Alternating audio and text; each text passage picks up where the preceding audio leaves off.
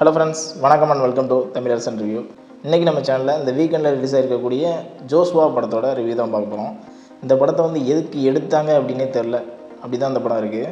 Maximum GVM அவர்களோட படங்கள்லாம் பார்த்திங்கன்னா அவர் வந்து எப்படா கம்பேக் கொடுப்பாரு அப்படின்ற அளவுக்கு அவரோட ஃபேன்ஸ்லாம் வெயிட் பண்ணிகிட்டு இருக்காங்க. ஸோ அந்தளவுக்கு தான் அவங்களோட இப்போ ரீசெண்டாக வர்ற படங்கள்லாம் மாறிடுச்சு. கடைசியாக கிட்டு கொடுத்தது அப்படின்னு பார்த்தீங்கன்னா ரீசெண்டாக ஒரே ஒரு படம் வந்தது, சிம்பு அவரோட படம் வெந்து தணிந்தது காடு. ஃபுல் அண்ட் ஃபுல்லி பார்த்தீங்கன்னா அவரோட ஸ்கில்லே வந்து ஆக்டிங்கில் மாற்றிக்கிட்டாரு அப்படின்னு நினைக்கிறேன். அவரோட டேரக்டர் மைண்டே மாறிடுச்சு அப்படின்னு தான் சொல்லணும் இந்த படத்தை பார்த்ததுக்கப்புறம். இந்த படத்தோட கதை என்னென்னு பார்த்தீங்கன்னா, ஹீரோ வந்து வில்லன் கிட்ட இருந்து ஹீரோயினை வந்து பாதுகாத்துக்கிட்டு இருக்காரு. படம் ஃபுல்லாக அதை தான் பண்ணுறாரு. இதுதான் இந்த படத்தோட கதை. இந்த படம் ஏதோ ஒரு ப்ரொடியூசரோட பையன் சரி ஏதோ எடுத்து கொடுக்கணும் அப்படின்றதுக்காக கொடுத்தாரா என்னன்னு தெரியல, அப்படி தான் இருக்குது இந்த படம். அவரோட அச்சம் என்பது மடமையடா, அப்புறம் பார்த்தீங்கன்னா என்னை நோக்கி பயம் தொட்டா, இது ரெண்டையும் வந்து கலந்து ஒரு மிக்சியில் போட்டு அரைச்ச மாதிரியான ஒரு படமாக தான் இருக்குது. அந்த ரெண்டு படங்கள்லையுமே அச்சம் என்பது மடமையடா ஃபஸ்ட்டு அதை பார்க்கும்போது ஓரளவு நல்லா இருந்துச்சு அப்படின்னு சொல்லலாம்.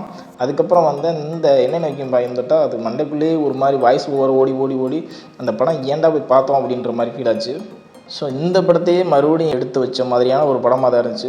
நிறையா காட்சிகள் பார்த்தீங்கன்னா சம்மந்தம் இல்லாத காட்சிகள் வந்துட்டு இருக்கு இந்த படத்தில். லாஜிக் இல்லாத காட்சிகள் நிறைய காட்சிகள் இருக்குது. ஹீரோவோட அவரோட டெடிகேஷன் லெவலை வேணால் பாராட்டலாம் இந்த படத்தில். ஸோ அதை தவிர்த்து இந்த படத்தில் வந்து பாராட்டுறதுக்கு வேறு எதுவுமே இல்லை அப்படின்னு தான் சொல்லணும். அவரோட உடம்பை வந்து வருத்திக்கிட்டு நடிச்சதாக இருக்கட்டும், அதுக்கப்புறம் ஆக்ஷன் காட்சிகள்லாம் பார்த்தீங்கன்னா சூப்பராகவே பண்ணியிருந்தார். ஏன்னா இதில் வேறு இந்த படத்தை வந்து இதில் யூனிவர்ஸில் வரும் துருவ நட்சத்திரத்தோட அப்படின்னு சொல்லிட்டு இருக்காங்க. இதில் பார்ட் 2க்கு வேறு லீடு கொடுத்துருக்காங்க.